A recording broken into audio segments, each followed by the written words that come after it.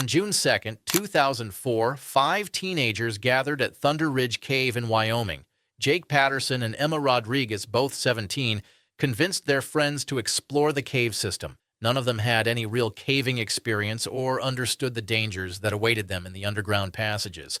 They brought cheap flashlights and spare batteries, but had no helmets or proper caving equipment that could save their lives during an emergency. The group entered the cave with excitement and made their way deeper into the limestone corridors. The main passage was spacious initially, allowing them to walk upright and move around comfortably.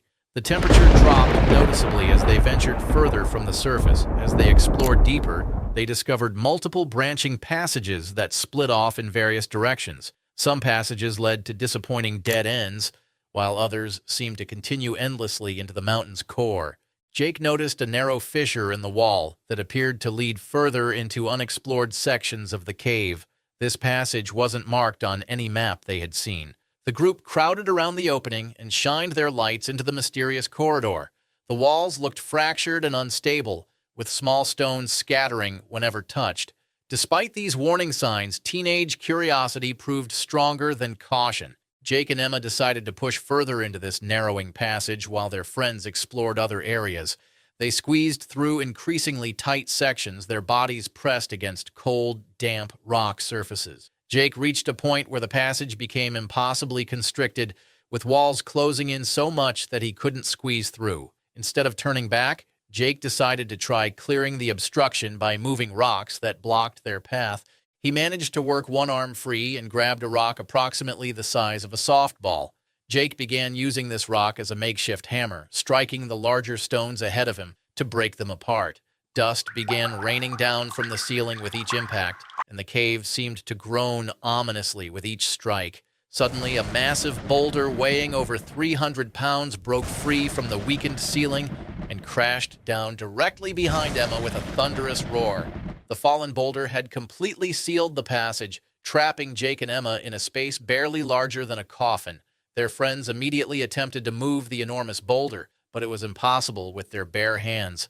The air in their tiny prison grew stale and warm as carbon dioxide levels rose dangerously. Each breath felt insufficient, and muscle cramps set in from being unable to move in the confined space. Their friends raced back through the winding cave passages to get help, running to the surface and calling emergency services. Professional cave rescue teams arrived with specialized hydraulic tools and expertise. Moving a 300-pound boulder in a narrow cave passage proved extremely challenging, as rescuers had to work in shifts with only 1 or 2 people able to access the work area at a time. Every tool had to be carefully carried through the cave system by hand. Hours passed as the rescue became a race against time and suffocation. Finally, the rescuers positioned their pulley system to move the boulder. Slowly, inch by inch, the massive stone was pulled away from the passage. Jake and Emma emerged from Thunder Ridge Cave at approximately 10:30 p.m., having been trapped for nearly 8 terrifying hours. On May 27, 2008, Michael Torres led 4 novice cavers into the dangerous Crystal Lake cave system. They planned an ambitious route from the main entrance to the emergency exit. At 11 a.m., the group entered the cave, expecting to emerge safely at 6 p.m. However, recent rainfall had dramatically altered the cave's conditions. They encountered thigh-deep water in the main chamber, much higher than normal levels. The bypass at Echo Junction was completely submerged, forcing them to make a perilous decision. Ryan Campbell, 23, one of the inexperienced cavers, volunteered to swim the 175-foot underwater passage to reach the other side. Ryan began swimming through the frigid, murky water. As he neared the end of the underwater swim, fatigue overtook his body. His arms felt heavy, and each breath became desperate as the cold water sapped his strength faster than anticipated. Suddenly, he cried out, "Help!" and disappeared beneath the black water. Michael was a trained lifeguard and immediately jumped into the dangerous water. He swam toward Ryan through the cold darkness, guided only by splashing sounds. When he reached Ryan, the young man was barely conscious and panic had completely taken over. Ryan grabbed onto Michael in desperation, dragging them both underwater in a deadly embrace. Michael managed to push Ryan toward a steep, muddy bank on the far side. Ryan was too weak to stand and could barely speak coherently. His body was shutting down from hypothermia and Michael knew time was running out. Michael called out to the others to keep Ryan awake while he swam to the surface to call for help. Professional rescuers arrived within 10 minutes of the emergency call. Michael wanted to return to the cave to help Ryan, leading to an argument with the rescue team about safety protocols. Despite their objections, Michael grabbed 200 feet of rope, food, water, and a thermal blanket. He stuffed everything into waterproof bags and headed back into the treacherous cave system. 40 minutes later, Michael was back at Ryan's side in the flooded chamber. He helped Ryan remove his wet clothes and dried him off with the blanket. He gave Ryan food and warm water, and slowly, Ryan began to show signs of improvement. The warmth and nutrition helped revive his failing body systems. It took the professional rescue squad 5 hours to safely transport Ryan across the flooded lake, with the entire rescue operation lasting 11 hours. Daniel Mitchell was a 41-year-old software engineer seeking adventure beyond his computer screen. He and 6 other cavers were led by an experienced guide named Carlos Mendoza. They wanted to explore the notorious Serpents Gorge cave in eastern San Diego County.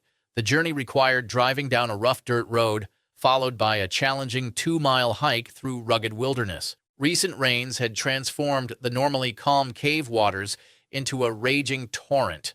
On Sunday, May 3, 2010, the group arrived at the cave entrance at 11 a.m.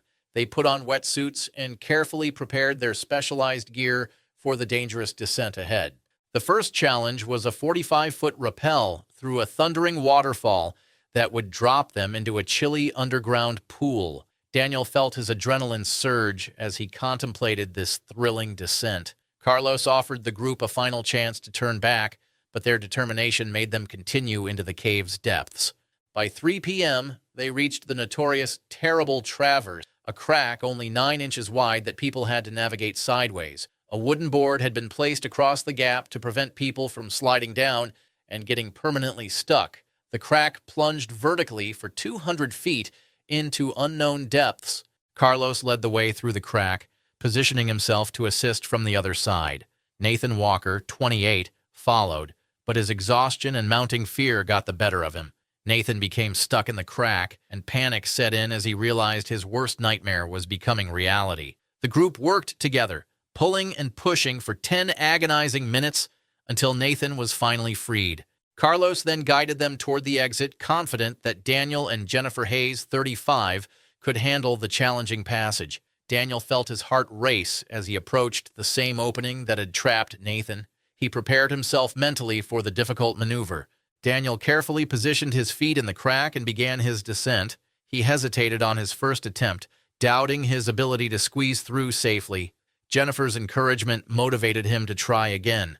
However, Daniel's hips wedged tightly in the crack during his second attempt. He was completely stuck and helpless, with his face pressed against the cold rock wall. Carlos rushed back to the scene, and he and Jennifer started a desperate rescue effort. Despite their best efforts, Daniel remained firmly stuck. As 2 hours passed, Daniel's arms went numb, and he slid further into the crack. They realized the serious nature of their situation as hypothermia began setting in.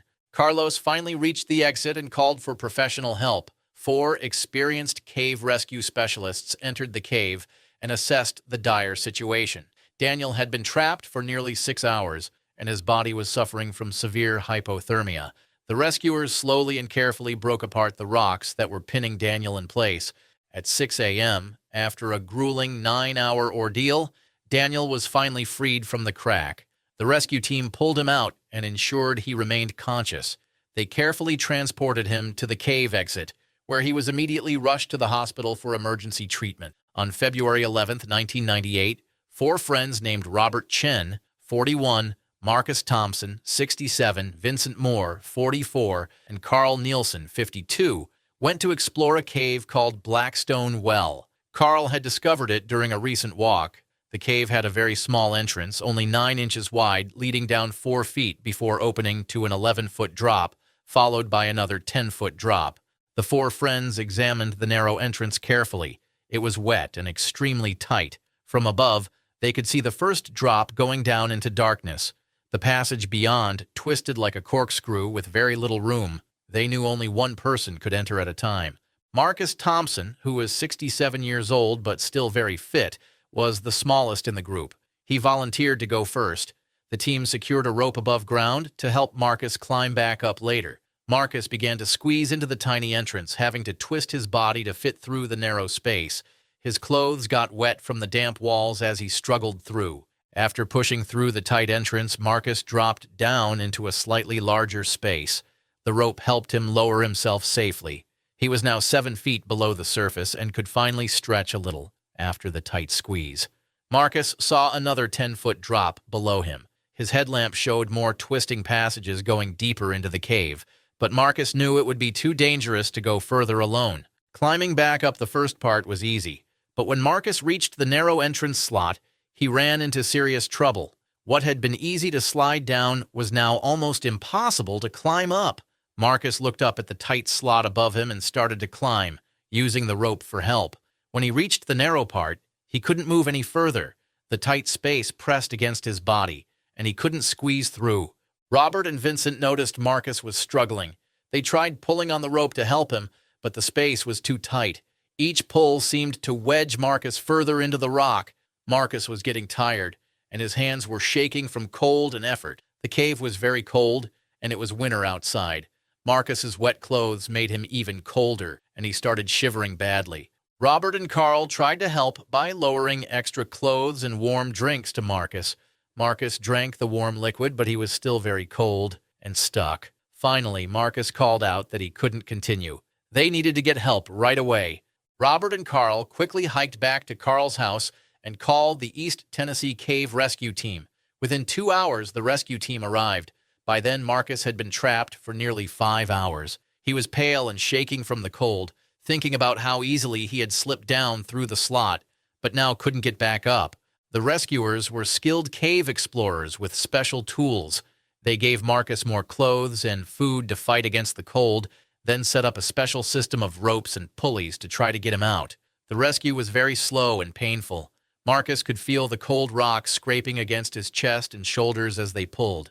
After an hour of hard work, Marcus finally came out of the tight slot. He was bruised but alive. The cold air outside felt good compared to the cave. Even though he was exhausted and cold, Marcus wanted to walk back to the car by himself. These harrowing incidents serve as powerful reminders of the deadly serious nature of cave exploration. Each story demonstrates how quickly a fun adventure can turn into a life-threatening emergency, emphasizing the critical importance of proper equipment, training, and respect for the cave environment.